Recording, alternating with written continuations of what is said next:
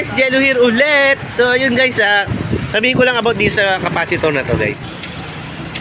So yun guys, flex ko lang tong capacitor niya. So yun guys, sunog na sunog yung capacitor niya.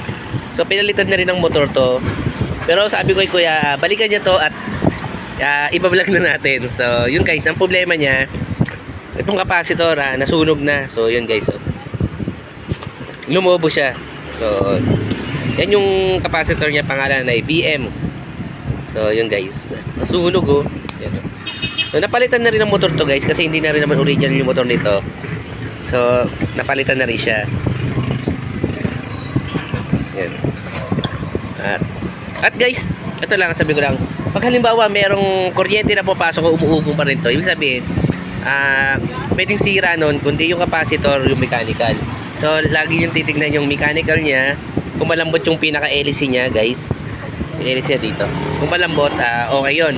Try nyo naman yung capacitor. Hindi lahat guys ng pinapalitan ng capacitor ay magiging okay o lalakas yung under niya. So saksak natin to guys. So tingnan mo natin to sa tester.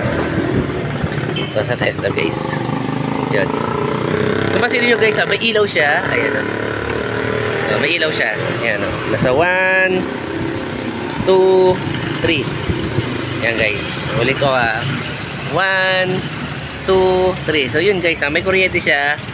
So ang problema niya ito capacitor lang. So checkin muna natin, palitan yung capacitor na to. So tingnan natin guys kung ka-under siya. Pag umandar siya, sabihin capacitor lang talaga yung problema niya. So lagyan natin siya ng capacitor na maganda. So, balikan ko kayo. So guys, yung nilalagay kong capacitor yan. So maganda to capacitor na to guys, kasi ABF to. Wala pa akong balik dito guys na pag ito yung nilalagay natin.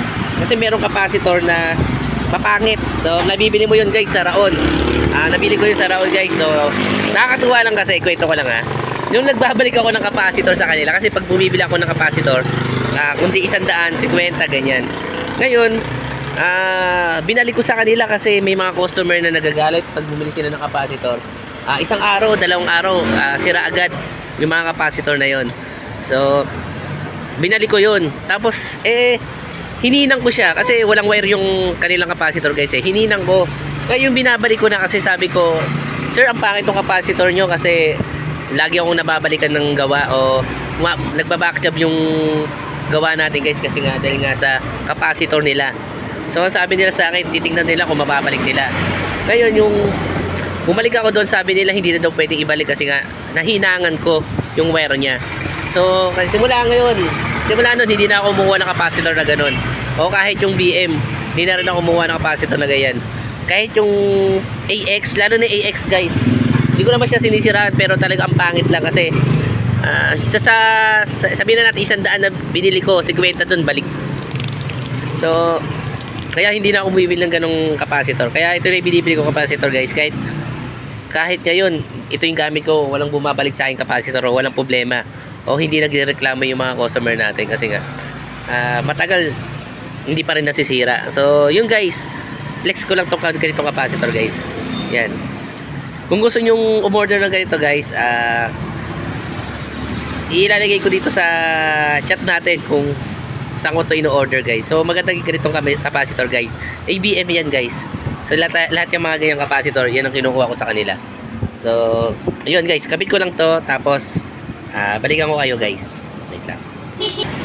So yung guys, nakabit ko na to. Ayan. Kahit magkabaliktaran kayo, walang problema dyan guys. Kahit dito o dito mailagay yan, walang problema yan guys.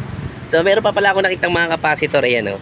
So ito yung sinasabi ko sa yung AX guys. So ang pangit ito. So di ko naman sinasabi na ano, pero ang pangit talaga guys. Kasi ito lagi ito nasisira. Kung hindi sumasabog, humihina yung capacitor na to guys. Ito yung sinasabi kong capacitor. Grabe talaga. So ang dami ko nito guys. Hindi ko nito binibenta, pero kung sino may gustong bumili, bilhin nila. Pero hindi ko na ito binibigay kasi nga napapahiya tayo dito guys. Lagi na lang nasisira itong capacitor na to.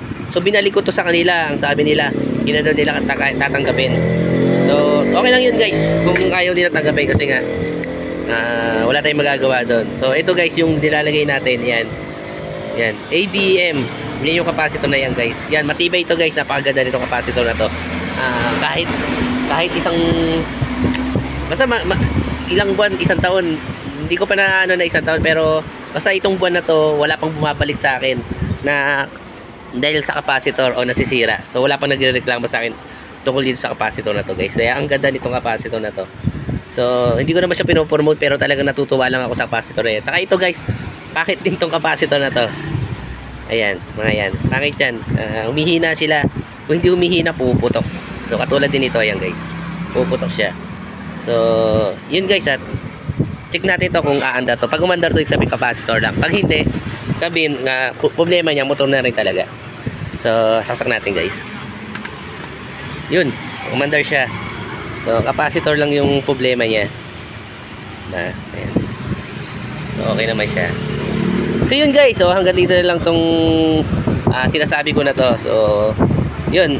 Sana nakatulong ako sa inyo about dito sa capacitor na pinapalitan natin kung paano gumawa ng electric fan na to.